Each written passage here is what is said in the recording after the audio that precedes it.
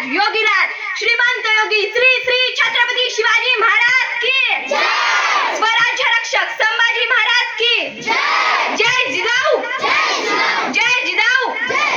छत्रपती शिवाजी महाराजांच्या पदस्पर्शाने पावन झालेल्या भूमीत मला शिवरायांशी माझे मनोगत व्यक्त करण्याची संधी दिली त्याबद्दल आयोजकांचे आभार।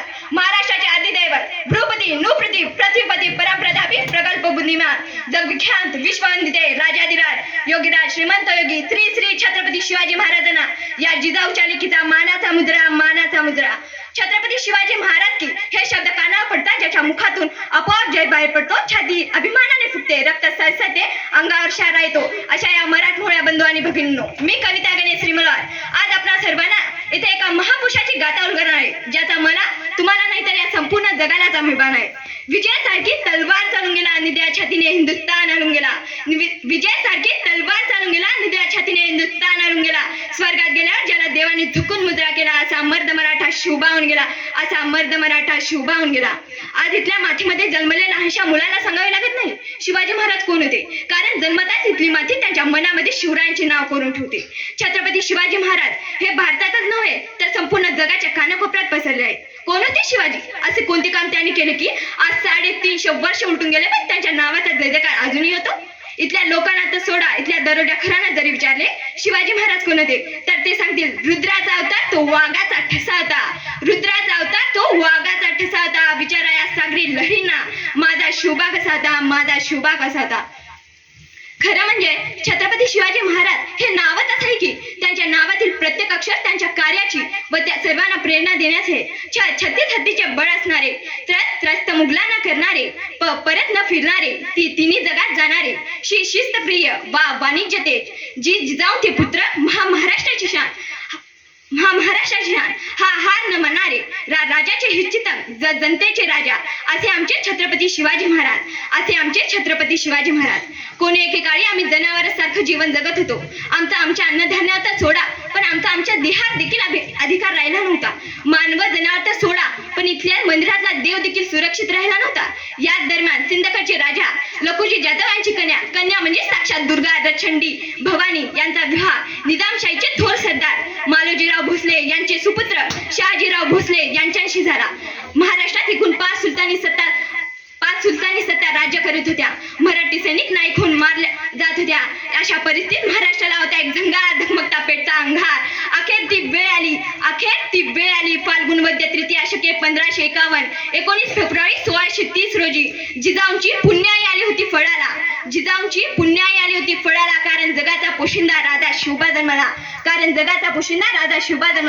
अरे माझा राजा जन्मला, अरे माझा शिवबा जन्मला, दलिताचा कैवारी जन्मला, दुष्टाचा सहारी जन्मला, अरे माझा राजा जन्मला, अरे माझा शिवबा जन्मला। शिवाजी महाराजांचा जन्म झाला आणि गेल्या कित्येक वर्षापासून अंधारात चापणाऱ्या महाराष्ट्राच्या माथ्यावर जणू प्रकाशाचे किरण पसरू लागले। शिवराय जिजामातेच्या संस्काराखाली हळूहळू वाढू लागले। जिजामातांनी शिवरायांना सत्यासाठी व न्यायासाठी लढायला शिकवलं।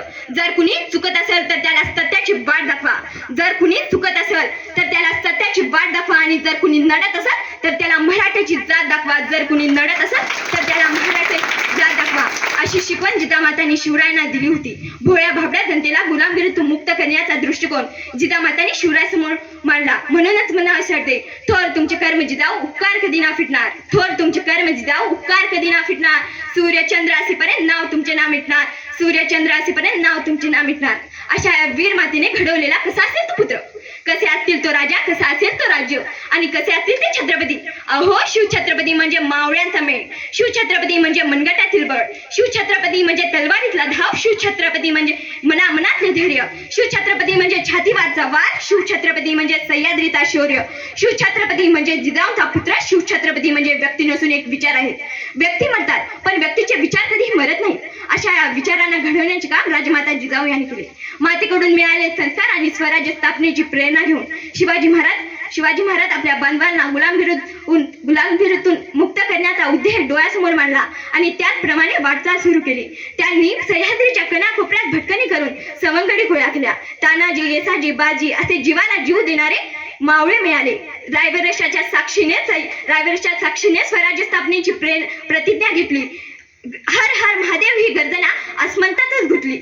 वयाच्या 16 वर्षापासून स्वराज्य घटनेची प्रवास सुरू झाला. एक होता शिवाजी, भीती नव्हती जगाची, चिंता नव्हती परिणामांची, शिकवण कारण साथ होती मावळ्यांची आणि शिकवण होती जिजाऊंची. त्यांची जात होती मराठ्याची, देशात लाट ओढली भगव्या झेंड्याची, मुहूर्तमेढ रवली भगव्या झेंड्याची. म्हणून तर म्हणतात जय जिजाऊ जय शिवराय, जय जिजाऊ जय शिवराय. धन्यवाद.